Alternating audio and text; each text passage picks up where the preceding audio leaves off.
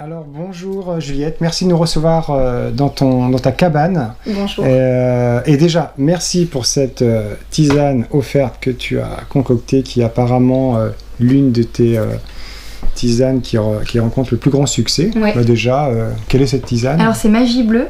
Oui. Magie Bleue, elle plaît beaucoup parce qu'en fait, si tu veux, dedans tu as une fleur qui, à l'infusion, devient bleue tout simplement. Donc en fait, on a une eau turquoise un peu parce qu'il y a aussi de la menthe, donc ça fait un peu un vert mélangé à du bleu, ça fait un turquoise et c'est vraiment superbe à l'infusion.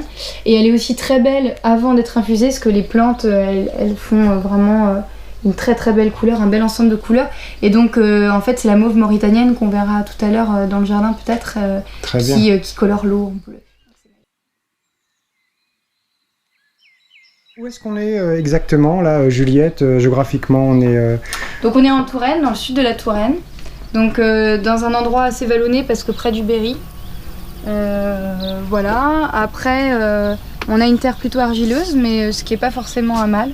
Terre argileuse, ça va garder l'eau. Donc, voilà, c'est intéressant, d'accord. C'est plutôt bien, c'est assez fertile. Voilà, après moi je fais des plantes sauvages, hein. Faut pas oublier que je cultive avant tout des plantes sauvages. D'accord. Donc j'ai pas besoin de faire grand chose pour qu'elles poussent, hein. C'est pas pour... Donc là tu as d'ailleurs une cueillette là. Voilà, mais alors justement tu vois, je te parlais de la mauve tout à l'heure, la mauve mauritanienne, c'est celle-ci, elle est belle, hein. D'accord. Et donc au séchage elle va devenir vraiment foncée, d'ailleurs peut-être qu'on en a des un peu plus foncées. Et là on a le souci qu'on appelle aussi le calendula en latin, donc une très bonne fleur aussi comestible. D'accord. Bon alors donc là on voit l'étendue de ton terrain. Voilà, donc en fait sur ce terrain j'ai exclusivement des plantes aromatiques et des fleurs comestibles. L'idée c'est de se tourner vers des plantes uniquement qui se mangent. Hein. Ah d'accord, donc tu plantes que du comestible. Voilà, que du comestible. Parce que tout simplement les autres plantes ne seraient pas utiles, elles sont certes jolies, mais moi j'ai besoin vraiment de faire des plantes qui sont utiles pour la cuisine, pour l'alimentation et pour faire surtout des infusions, c'est ce que je fais en... D'accord. Donc là on en profite pour faire un petit plan sur donc ta superbe cabane en bois. Voilà. Où tu vis à l'année en famille en fait. Hein. Voilà. Et tu as là-bas donc ton séchoir. Voilà, alors le séchoir qui est un outil de travail indispensable pour mon activité. Voilà, qu'on verra à la fin de la vidéo, du coup on va faire une petite balade auprès de tes plantes. Donc voilà le rosier. Les rosiers de Damas. Un rosier de Damas. Donc ça c'est une rose que je cultive depuis peu mais que j'aime beaucoup avoir parce que ça sent très bon. Donc là je vais faire une infusion avec la rose de Damas. Après moi je l'utilise aussi en pâtisserie, hein, c'est vraiment super. Et bien sûr elle est très utilisée en cosmétique pour la parfumerie notamment. D'accord. Voilà, après donc j'ai toutes les vivaces qui sont là. Ah oui, tout à l'heure tu m'expliquais que tu avais plutôt en partie basse une catégorie de plantes et en partie haute, alors est-ce que tu peux me redire? Le terrain se dessine en deux parties parce qu'en fait tout simplement j'ai fait ça en fonction de la terre. Il y a beaucoup plus d'humus en haut parce qu'on est près du bois et qu'il y avait de la ronce, etc. qui a préservé en fait une terre très riche. Donc le terrain c'était une friche? Ouais, c'était une friche avant qui était pas du tout exploitée pendant au moins 40 ans, donc je suis sur un sol hyper propre. D'accord. Il n'y a pas du tout eu de grande culture ici. En plus j'ai la chance d'être voisine d'un endroit qui est aussi en friche, donc du coup assez préservé. Et puis d'être entourée de bois, donc ça aussi c'est super. Des chênes, beaucoup? Il y a des gros chênes, mais il y a aussi d'autres variétés, érables et compagnie. Il y a un peu de frêne là-bas. Bon bah là la diversité explose, là on voit toutes ces on a pollinisateurs. Beaucoup de sortes de papillons, on a des bourdons, des abeilles, il y a plein de choses, ça dépend de la journée, du moment de la journée. En tout cas là tu vois on est sur de la lavande donc, qui va bientôt être à cueillir. Tu vois il y a les petites fleurs qui apparaissent. Alors pour cueillir une fleur le principal en fait celui qui me montre le mieux c'est l'abeille hein, que voilà si elle commence à butiner je sais que là ça y est c'est parti, on peut partir pour la cueillette parce c'est intéressant, oui. Ça veut dire que c'est le bon moment. Là tu vois tu as du thym citron. Oui. Ça c'est un thym qui est vraiment sympa à utiliser en infusion mais aussi dans la cuisine. D'accord. Voilà, donc là il y a une lavande qui est bien fleurie d'ailleurs, celle-là il va falloir que je commence à la cultiver. Après, donc t'as que les vivaces méditerranéennes ici, hein, donc t'as le thym, la lavande, la sarriette. J'ai ajouté une nouvelle plante qui est la monarde, là, tu vois les grosses feuilles. Donc ça c'est une plante qui par contre va aimer un peu plus l'eau, donc là je jongle un peu avec l'arrosage. Et après, derrière, tu as encore du thym, de l'hysope, de la lavande. Voilà. D'accord. Naturellement, tu vois, un petit peu partout, des petites fleurs blanches comme ça. Ça, c'est Oui. de l'aquilée qui se plaît beaucoup ici. Oui. Donc, j'ai pas besoin de la semer. Il y en a partout et je la récolte. Ah, tu l'utilises, donc voilà. c'est une plante sauvage que tu intègres. En fait, ici, tout ce qui est sauvage mais comestible, j'essaye de le laisser. Donc, je désherbe que ce qui m'intéresse. D'accord. Et je préserve certaines plantes. Donc, c'est assez chouette. Ok. Après, tu vois, là, j'ai fait une bande de cassis. Alors, ils sont tout bébés. Il y en a même lui, malheureusement, il est mort. Mais en fait, j'utilise la feuille de cassis. Donc, j'ai planté D'accord. des cassis pour ça. D'accord. Mais tu manges les fruits aussi. Oui, quoi, je mange ça. les fruits aussi. Ouais. Mais là, cette année, c'était une petite récolte. Je l'ai laissé. Mais c'est pas pour tes compositions de non, tisane et de- là, c'est les feuilles uniquement hein, qui D'accord. m'intéressent. Et les bourgeons sont très intéressants aussi.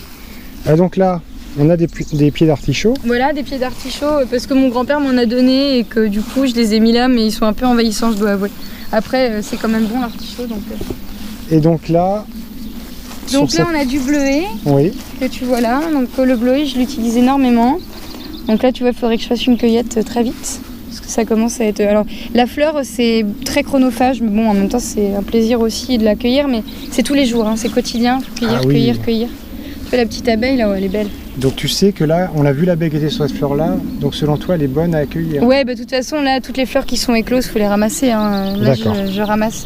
D'accord. Mais oui, alors moi, je vis avec les abeilles en permanence. Hein. Faut pas avoir peur de se faire piquer. Mais je me suis jamais vraiment fait piquer parce qu'en fait, l'abeille, Ah c'est bah, pas tu un la- prédateur. Hein. Elle Bien est là sûr. juste pour se servir. Mais apparemment, la guêpe, c'est pareil. Tant Oui, qu'on oui. l'embête pas. Tant qu'on nous ouais. embête pas. Beaucoup de gens ont peur de tous ces insectes, mais ils sont inoffensifs et ils sont surtout très utiles utiles. pour nous. Donc, Et est-ce que tu me disais tout à l'heure, tu connais pas la présence de ruches ici aux alentours? bah, donc, enfin, non, quoi. mais bon, je sais qu'il y en a certainement à moins de 5 km, Ouais. c'est clair.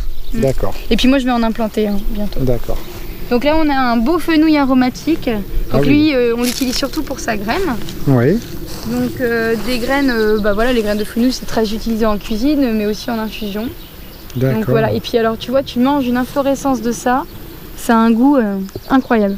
Ah oui. Moi, j'adore. Ah, tu mets ça dans une salade, c'est sucré, c'est hyper bon. Waouh. C'est Ah dingue, oui, hein, c'est la très puissance. fort. On dirait de l'huile essentielle de Ouais. fenouil. Donc voilà. Un beau petit plan là sur ta cabane, magnifique. Alors ce qui est sympa, c'est que tu vois, dans ce jardin, tu peux te balader, tu manges tout ce que tu vois, parce que tout se mange. Ah, Moi, c'est ça, j'adore. extraordinaire. Ah J'adore me promener avec les gens dans ce jardin, de faire sentir les parfums, de goûter. oui. Merveilleux. C'est vraiment ça que j'aime. Et là, tu vois, tu as de la coriandre, on en parlait tout à l'heure, Oui. donc, qui commence à grainer, tu vois. Moi, je vais utiliser les graines, donc je la laisse monter en graines. Et puis, bah, en fait, c'est pareil, hein, tu manges une fleur de coriandre, c'est incroyable. Tu vas voir le goût que tu as. C'est pas la feuille, mais plus Oh là subtil. là là là. Ah oui, Mais pourquoi pas utiliser les fleurs de coriandre, tu vois. bien sûr. Voilà la mourve sur pied. Donc tu vois, pour te dire, je l'ai cueillie ce matin et voilà, je dois revenir. Parce qu'en D'accord. fait, elle est déjà en train de refleurir. Et donc sur ton mode de culture, Juliette, Mhm. tu retournes pas spécialement la terre. Non, tu... je suis à la grelinette, tout à la main, j'ai pas du tout de machine. Donc la grelinette pour décompacter le sol, Je décompacte d'accord. et voilà, et je plante. Et Après, tu mets, je nettoie bien sûr. Tu protèges. Alors je avec- protège chaque automne, je mets des couches d'herbes, des couches de feuilles, D'accord. des choses comme ça. Azote, carbone, azote qui Voilà, alterne. c'est ça. Après, c'est tout parce que j'ai pas besoin de compost pour les aromatiques. Oui. C'est pas des plantes qui demandent beaucoup. Et qu'est-ce qu'on a ici alors Là, on a du souci, tu vois. D'accord. Là, il va falloir que je le cueille. C'est un beau pied de souci. Bon, je ferai ça tout à l'heure. Et quel Bah, goût, j'ai toujours un quel panier goût ça a dans le Ah jardin. oui, tu as toujours un panier sous la main. Quel goût ça a alors Alors, le souci, en fait, au niveau du goût, franchement, c'est pas forcément la fleur la plus intéressante. D'accord. Mais c'est surtout au niveau des propriétés. Ah oui. C'est une fleur cicatrisante, donc à la fois externe et interne. Voilà, et puis c'est aussi calmant. Donc en fait, moi avec ça, je l'utilise pour faire une tisane que j'ai appelée Rencontrer avec Morphée, qui est dans une composition pour dormir en fait. D'accord. Voilà. Donc de la sauge là Là, il y a de la Qu'est-ce sauge. que Alors tu en as fait, ce petit Ouais. endroit, c'est une pépinière, mais sauf que mes sauges, elles sont hyper grossies, c'est des boutures. Ouais. Et tu vois, là, j'ai mes boutures de rosier de Damas. Donc, Ah, j'en ai d'accord. réussi plusieurs et je suis assez contente parce que comme ça, l'année prochaine, je vais pouvoir les implanter. Donc c'est des boutures que tu as l'automne, fait en plutôt. serre. Non, je les ai fait, non. Le rosier de Damas, c'est une variété ancienne, donc ça se fait bien à l'extérieur. Ouais. Et l'idée, c'est vraiment de développer cette culture-là. Donc j'ai fait des boutures, je vais en refaire au mois d'août. Et puis là, tu vois, à l'automne, je vais installer celle-ci. Enfin, voilà. Super. Là, on a le basilic cannelle. Et c'est quoi aussi là, ces grosses feuilles géantes là? Ah, ça c'est du réfort.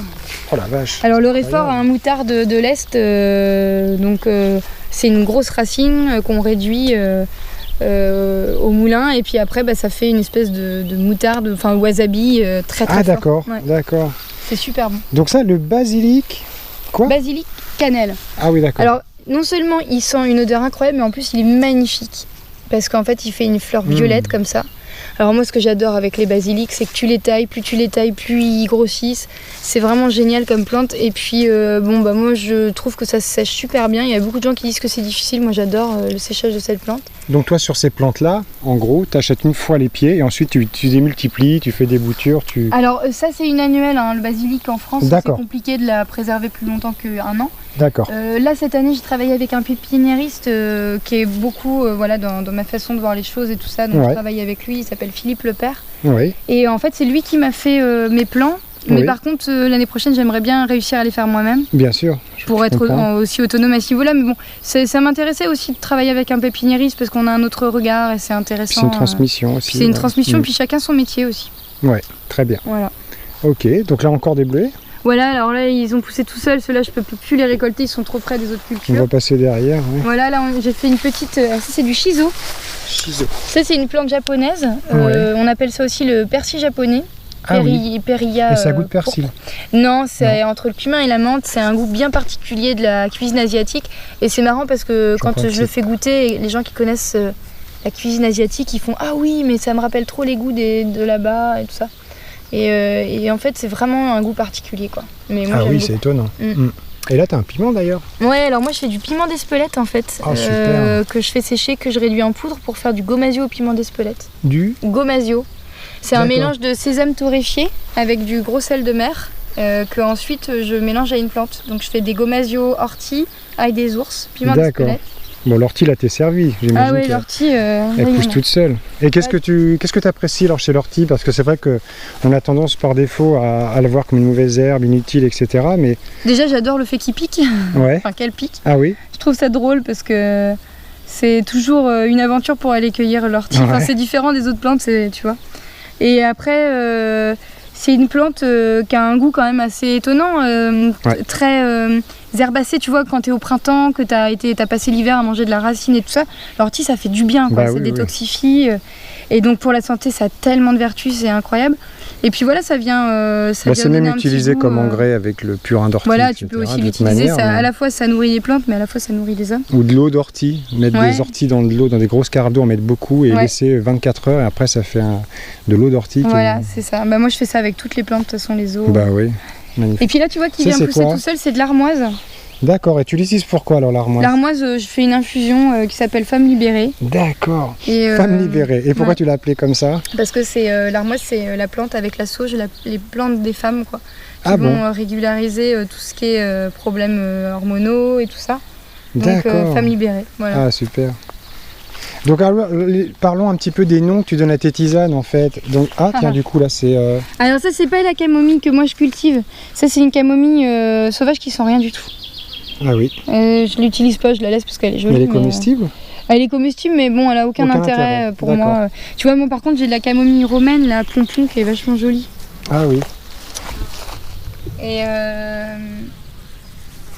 Et voilà, alors les noms des tisanes, ça dépend des noms des tisanes, tu vois, Femme Libérée c'est de moi. Magie Bleue qu'on a vu tout à l'heure, je l'avais pas appelé comme ça, c'était Instant Bleu, mais c'est Mathilde Amotte de la Maison du Mochi avec qui je travaille qui m'a soufflé ce nom dans l'oreille et j'ai trouvé ça une super idée, donc je l'ai pris. Et voilà, après les noms, c'est suivant les vertus, suivant, enfin c'est l'inspiration du moment. Ben oui, libre à toi de... Ok, donc alors je vois qu'il y a un petit poulailler là-bas. Tu as des poules? Oui, il y a des poules. Alors on va passer dans la petite dans la jungle. Ah ouais, qui font au moins 1m80 quoi. Après, du coup, les poules on les a installées à l'ombre parce que bon, elles n'aiment pas trop quand il y a plein soleil. Donc on a fait une volière comme ça, on peut complètement les enfermer quand on a besoin.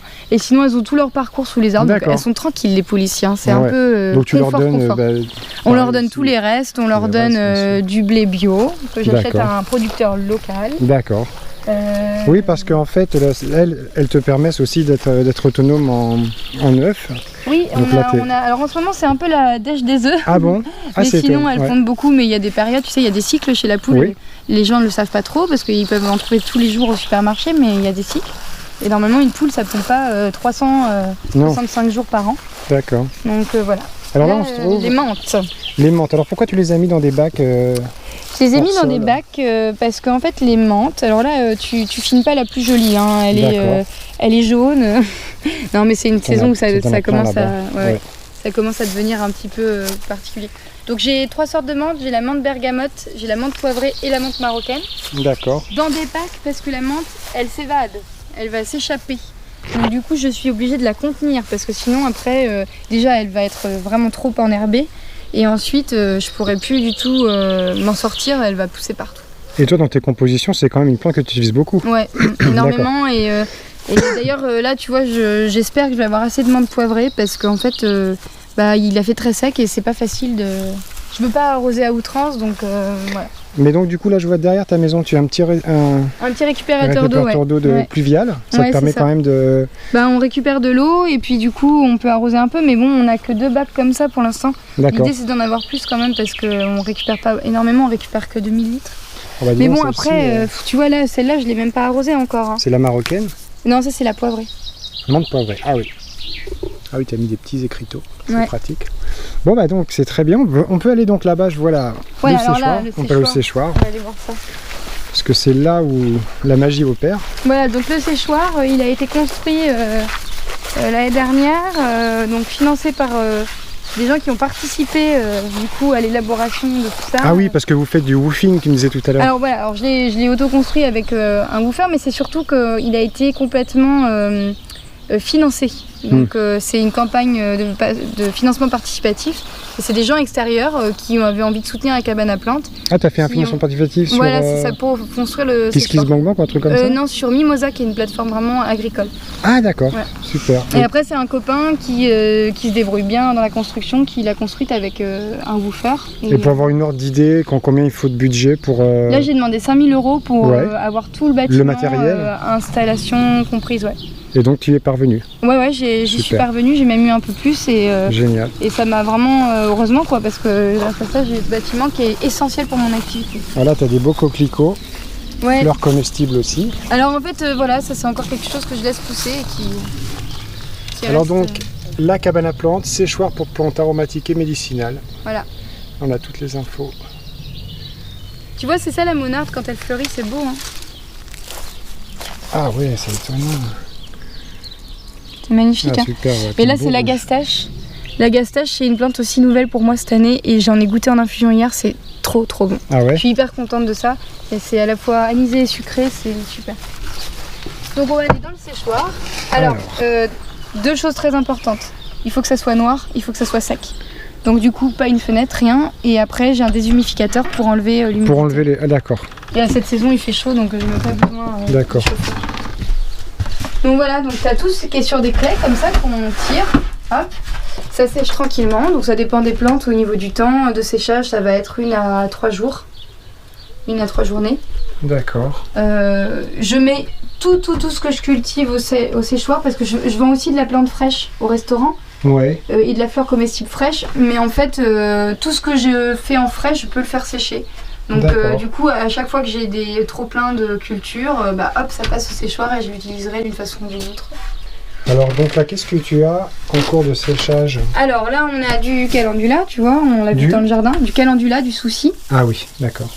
Là, on a un petit peu de mauve mauritanienne que j'ai récolté tout à l'heure, du coquelicot. Après là, on a du bleuet, donc ça c'est magnifique. Ah, ouais. Ça va dans magie bleue. Là, on a du basilic cannelle. C'est beau. Magie bleue qui est vraiment en effet, mais stupéfiant quoi. Au niveau des parfums, c'est quand même incroyable. Alors là, tu vois, j'ai rentré du basilic marseillais parce qu'en fait, il était en train de monter en fleurs et il faut les tailler. Donc, moi, je jette rien, hein, donc je mets au séchoir et je l'utiliserai. Okay. Alors, ou en infusion ou en condimentaire. Là, donc, l'hysope, encore de l'hysope. Là, la feuille de cassis. C'est une de mes plantes favorites. J'adore. C'est hyper bon. En infusion. C'est incroyable ça. C'est comme parce qu'il y a une multitude de feuilles d'arbres comme le tilleul, etc. qu'on peut manger, qu'on sait pas. Ouais, il y a quasiment toutes les feuilles d'arbres en fait qu'on peut utiliser. Après, le problème c'est qu'il faut quand même connaître au niveau d'un point de vue médicinal. Il faut faire attention. Tu vois, le noyer c'est plein de tanins, donc ça va être dangereux. Non, le noyer, voilà, mais c'est vrai que le noisetier, la feuille de cassis, tout ça, ça s'utilise très facilement. Ouais. Et après, ça c'est la reine des prés. Alors là, c'est une toute petite récolte, mais en ce moment, je suis en plein dedans. C'est une plante que j'adore, que je mets partout. Donc, faut aimer la reine des prés pour aimer la cabane à plantes. Mais moi, j'aime beaucoup ça. Et en pâtisserie aussi, c'est super. De l'origan, basilic thaïlandais. Alors ça, c'est d'une puissance. Il y a un petit goût réglisse. C'est incroyable. Ah oui. Voilà. Origan, la camomille. D'accord, et donc après, le mode de stockage, les sacs. Alors là, en ce moment, c'est le bazar parce que je suis débordée, mais du coup, voilà, c'est dans des sacs, j'accumule. Et en fait, tu sais, ça reste pas longtemps ici parce que moi, tout ce que je fais aussitôt, c'est fait, aussitôt, c'est vendu. D'accord. J'ai même fait de la prévente cette année pour être sûr de faire plaisir à tout le monde. D'accord. C'est difficile parce que je suis que sur ma deuxième vraie année de production. Et en fait, j'ai une grosse demande. Alors, c'est génial pour moi, hein, mais ce que je veux dire, c'est que j'aimerais bien ne pas frustrer trop de gens et je produis. Mais ça reste à l'échelle humaine. Voilà. Je veux pas trop que ça grossisse, mais en même temps, il faut quand même que ça se développe suffisamment pour que moi je gagne ma vie aussi. Bien sûr. Et puis parce que ça me fait plaisir de faire plaisir à tout le monde avec mes tisanes et mes compositions. Tu vois, moi je fais des petites compositions comme ça en fait. Après je fais des petits pots pour la cuisine. Donc là c'est des herbes de Provence. D'accord. C'est mon mélange à moi basé sur le vrai mélange herbes de Provence. Voilà. Voilà, tu vois, le fenouil, le thym citron, j'utilise comme ça. Fenouil, citron. Après, il y a la lavande qu'on peut utiliser en cuisine aussi, donc je propose des petits pots comme ça. Après, tu vois, on parlait du gomasio tout à l'heure à l'ortie, voilà. Gomasio à l'ortie. D'accord. Eh ben, bravo, c'est formidable. Alors là, ça aussi, c'est une plante intéressante. Ouais, alors ça, c'est vraiment pour la consommation personnelle, parce que nous, ici aussi, on cultive des légumes. Potager. J'ai le potager. On va aller le regarder, voilà. Donc ça, c'est notre travail. C'est intéressant. Donc en fait, avant le potager, j'ai commencé aussi à faire un verger, tu vois. Ici, d'accord, tu as des fruitiers ici. Donc bon, ils sont jeunes, hein, pour l'instant on n'a pas de fruits. Bien sûr. Tu les as achetés jeunes ou tu les as... On les a eu tous en cadeau d'ailleurs. C'est cadeau de famille, tu vois, à Noël, nous on a des arbres. Ah génial. Et en fait, on les a achetés, ils étaient... là, ils n'ont pas beaucoup d'années, hein, donc ils n'étaient pas beaucoup plus gros que ça en fait. 3 ans, d'accord. Ça fait 2 ans qu'ils sont là, ouais. D'accord. Et donc l'idée c'est qu'ici je vais essayer de faire un peu sur l'idée du jardin, du verger jardin là, essayer de laisser un petit peu des herbes et puis aussi de planter des petits fruits en dessous des... Oui, une petite forêt comestible, voilà, dans le principe, ouais. Voilà. D'accord. Donc voilà, il y a vraiment toutes sortes de fruitiers, mais ils ont soif là, tu vois, ça m'ennuie parce qu'il y a eu une sécheresse telle que là ils ont soif. Là c'est sûr qu'on sort de plusieurs jours de canicule fin juin. C'est important de quand même faire attention qu'ils ne meurent pas, quoi. C'est clair. Donc là, on est sur notre potager qui est vieux que de cette année, celui-là, parce qu'on a. C'est tout nouveau, quoi. Voilà, c'est tout nouveau. Donc Gaël, mon mari, s'est mis à construire des cages à tomates cette année. C'est super pratique. C'est incroyable, c'est super. C'est super joli esthétiquement, mais c'est aussi très très bien pour contenir les tomates, très efficace. T'as vu comme elles sont grosses et elles tiennent toutes droites, elles sont super. Donc voilà, les tomates. Donc là, on est parti sur des planches. En fait, à la base, sur cet endroit, il n'y avait vraiment aucune culture. On a installé des cartons. Ça a fait donc pourrir l'herbe qui était en dessous. Et après, au fur et à mesure, donc à partir de l'automne jusqu'au printemps, on a ajouté à ça du compost, de l'herbe, plein de choses. Et après, on est venu juste implanter nos légumes. Tu as créé une forme d'humus, quoi, pour... Donc du coup, là en fait on a de tout, hein, des courgettes, des poivrons, des tomates. Là on avait des choux, on avait des fèves, voilà, on a plein de choses. On a même un petit melon là qui est en train de grossir, voilà. Formidable. Et des basilics, parce que les basilics ça permet d'enlever les parasites des tomates en fait. Ah oui, voilà, c'est comme les œillets d'Inde. Ouais, et puis aussi ça renforce, il paraît, mais ça je sais pas, le goût des tomates. D'accord. Eh ben merci beaucoup Juliette pour cette visite, cette belle découverte. Et voilà, bah écoute, c'est merveilleux. Et on va essayer de faire une petite prise aérienne de ton petit domaine comme ça. Ça peut être sympa pour conclure. Super. Et merci pour tout. Hein. Merci à toi. Merci à toi et bonne continuation. Merci.